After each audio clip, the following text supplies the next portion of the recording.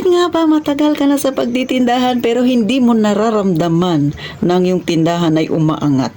Bagkus, parang nalulugi ka pa. O kaya naman, maintain lang ang itsura. Kung ano yung itsura ng tindahan mo na nag-umpisa ka, hanggang ngayon, matagal ka na sa pagtitindahan, naka-1 taon ka na, ganun pa rin siya. O, sino naman ang gaganahan pagka ganyan ang sitwasyon mo, di ba mga kasari? Pero, etong ichichismis ko sa inyo, makinig ng maigi, lalo na sa mga walang tindahan na gustong magkatindahan para makakuha ka ng idea. Pero bago tayo mag-umpisa, huwag mo naman kalimutan suportahan ang aking channel. Paki-like ang aking video mga kasari. Syempre, huwag mong kalimutang mag-subscribe na rin sa Palawen yung Tindera dahil wala naman yung bayad sisi. Please naman. Pinilit na. At eto na, umpisa na natin ang masaya nating chismis. Magandang hapon sa inyong lahat mga kasari-sari. Ito na naman ang inyong Palawen yung Tindera at syempre for today's video. Alam ninyo, hindi masama na maniwala tayo minsan sa sabi-sabi ng matatanda. Kung may pinagbabatayan. Pero ito, pag negosyo yung ating pag-uusapan, abay, huwag ka basta-bastang maniwala. Number 1 dyan, nakasabihan nila, magpautang daw tayong mga tindero-tindera ng ating paninda para mas dumami ang ating suki, lalo na sa ating mga kapitbahay. Tama ba? Abay, mali. Bakit mo pautangin yung kapitbahay mo kung kilala mo naman yung balasubas yan? Bakit mo pautangin ang isang tao kung hindi mo naman siguradong magbabayad yan? Para ano? Diyan bumili sa'yo. Alam niyo mga kasari, kung gusto niyang bumili sa'yo, kahit hindi mo yan pautangin, diyan yan bibili sa'yo. At kahit pautangin mo yan, kung ayaw niyang bumili sa'yo, sa kabila yan pupunta. Dadaan-daanan ka lang yan kahit na may utang pa yan ng malaki sa'yo. Sino ang mga nafi-feel nila yung ganun? Kumbaga, nakarelate na ganyan ang mga iilan sa kanilang customer. Mga kasari, no?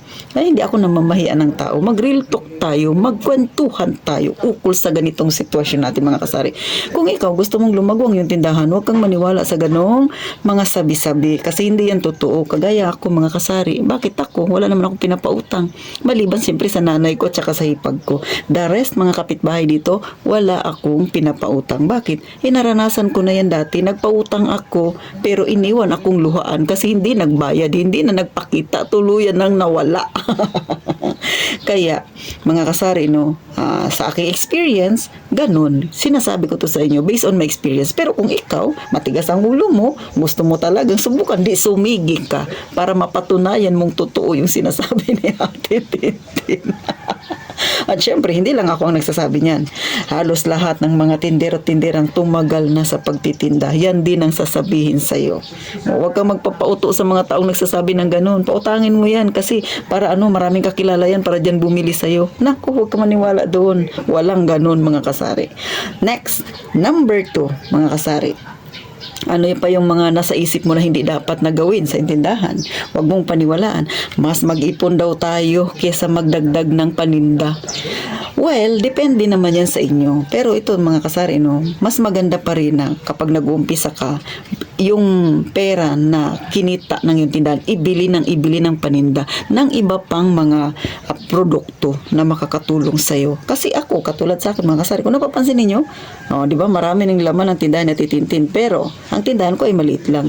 Kaya lang sa mga nakakakita, lagi nilang sinasabi sa akin, maliit nga ang tindahan mo titintin, pero lahat naman ay may punong-puno, lahat ay inilagay mo na. Ganun. Sila na yung nagsasabi, yung mga customer ko. Kaya kahit maliit yung tindahan ko, sabi nga nila, liglig, siksik daw yung laman.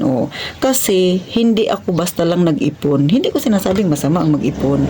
Mag-ipon ka, pero unahin mo ang laman ng tindahan mo. Mag-ipon ka ng pakunti-kunti. Halimbawa, marami pang kulang sa tindahan mo. Unahin mo bilhin yun. Sa tingin mo, magiging mabenta naman sa tindahan mo. Unahin mong bilhin yun. Huwag kang maging kuripot sa sarili mong negosyo.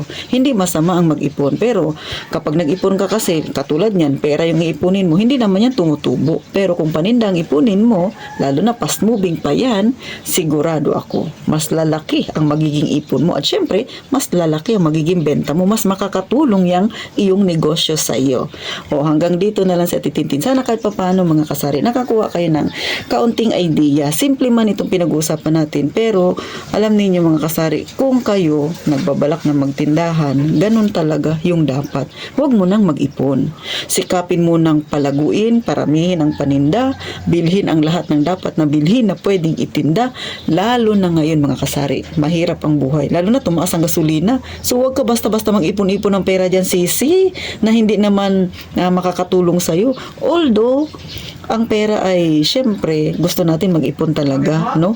Talagang malaking tulong din pag maipon tayo. Pero, kung meron lang ding chance na yung pera natin ay tumubo pa, bakit hindi? Bakit pipigilan mo yung pagdami ng pera mo? O mga kasari, gunner na.